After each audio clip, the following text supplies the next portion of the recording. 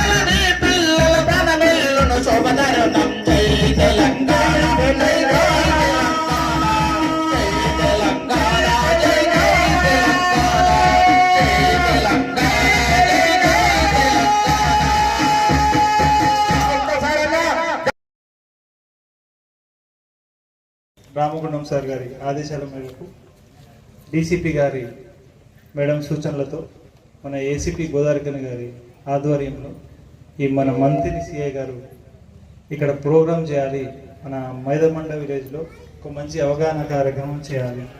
అవగాహన కార్యక్రమం వలన ప్రజలందరికీ కూడా మంచిగా ఉపయోగపడాలనే ఉద్దేశంతో ప్రతి మంత్లో కూడా ఒకసారి ప్రతి నెలలో ముత్తారం పోలీస్ స్టేషన్ పరిధిలో ఒక చోట ప్రోగ్రాం చేస్తాం. లాస్ట్ టైం కూడా పోయిన నెలలో అడవి శ్రీరాంపూర్లో చేసినాం. అదేవిధంగా ఈ నెలలో మీ గ్రామాన్ని ఎంపిక చేసుకొని మా గ్రామీణ కమిషన్ నుంచి వచ్చినటువంటి మన పోలీస్ కళా బృందం టీం కూడా thank you very much for coming. ఇటు పోలీస్ కళా బృందం ఏం చేస్తారు, వీళ్ళు ఎందుకు వచ్చి మన గ్రామానికి అంటే, మన గ్రామానికి సంబంధించి ఏ ఉన్నా కానీ పోలీస్ పాయింట్ ఆఫ్ వ్యూలో మేము చేసే చర్యలు ఏంటి, మేము మీకు ఏ విధంగా ఉపయోగపడతాం అనే దాని గురించి, మనకు 100 డైల్స్ గురించి కావచ్చు, మహిళల పట్ల చట్టాల గురించి కావచ్చు, వివిధ రకాల సైబర్ నేరాల గురించి కావచ్చు, ట్రాఫిక్ రూల్స్ అండ్ రెగ్యులేషన్స్ గురించి కావచ్చు, మిగతావన్నీ కూడా మీకు పాటల రూపంలో ప్రతి దాన్ని కూడా మీకు క్షుణ్ణంగా మీకు అర్థమయ్యేలాగా తెలియజేసి ప్రతిదీ కూడా మీకు అర్థమయ్యేలాగా తెలియజేస్తారు. ఏదున్నా కానీ మీకు ఏదైనా సందేహాలు ఉన్నా కానీ మా పోలీస్ పాయింట్ ఆఫ్ వ్యూలో మా నుంచి మీకు ఏదైనా క్లారిటీ కావాలన్నా కానీ క్లియర్గా చెప్తారు. మనం చేయాల్సినవి ఏమి, చేయకూడదు ఏంటిది, వ్యవస్థలో సమాజంలో ఉంటున్న దానికి మనం చేయవలసినవి ఏంటి, చేయకూడదు ఏంటి, నేరాలు వివిధ రకాల నేరాలు అవుతాయా.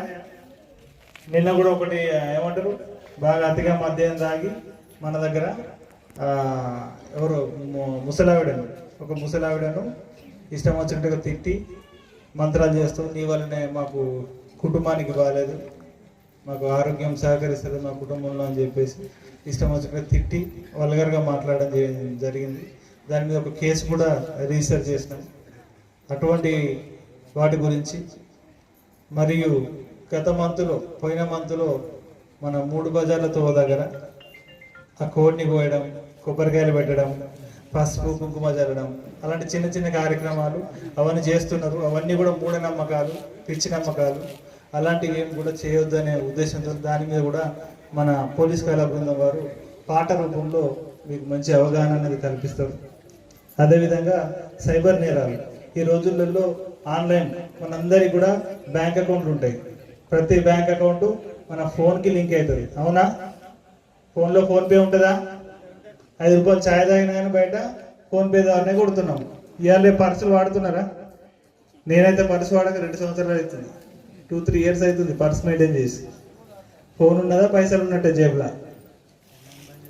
అదే ఫోన్లో మనకు లక్షల రూపాయలు ఉంటాయి, 50,000, 60,000, ₹1,00,000 వరకు కూడా మన ఫోన్పేలో అమౌంట్ ఉంటాయా?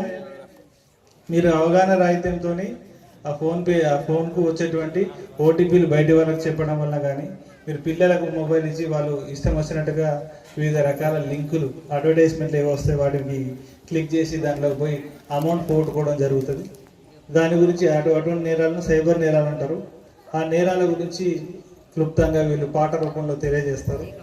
దానికి సంబంధించి 1930కు ఫోన్ చేయాలని కూడా చెప్తారు ప్రతిదీ. మళ్ళీ మహిళల మీద ఈ మధ్య ఇటీవల కాలంలో నేరాలు ఎక్కువవుతున్నాయి.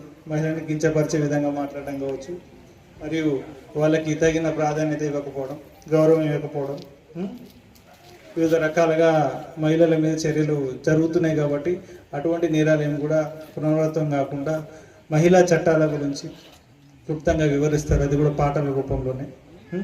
మీకు మంచి కాలక్షేపం ఉంటుంది. 1 hour 2 hours వరకు ఉంటారు వీళ్ళు. దాదాపుగా 8:30-9 వరకు ఉంటారు. మంచిగా పాటలు పాడి మీకు అర్థమయ్యేలా తెలియజేస్తారు. అందరూ కూడా ప్రశాంతంగా ఓపికగా వినాలి. ఓకేనా? మీకు ఏదైనా ఇబ్బంది ఉంటే ఫోన్ చెప్పండి, నాకు ఇన్నే ఉంటాను. నేను కూడా, మా కానిస్టేబుల్ అశోక్ కూడా ఉంటాడు. ఏదున్నా సందేహాలు ఉన్నా కానీ మీరు ఈ వేదిక సందర్భంగా మేము కాంటాక్ట్ అయ్యి మంచి ఒక ఆహ్లాదకర వాతావరణంలో ఈ కార్యక్రమాన్ని కంప్లీట్ చేసుకోవాలని చెప్పేసి మీ అందరికీ కూడా ధన్యవాదాలు తెలియజేస్తున్నాను. Thank you.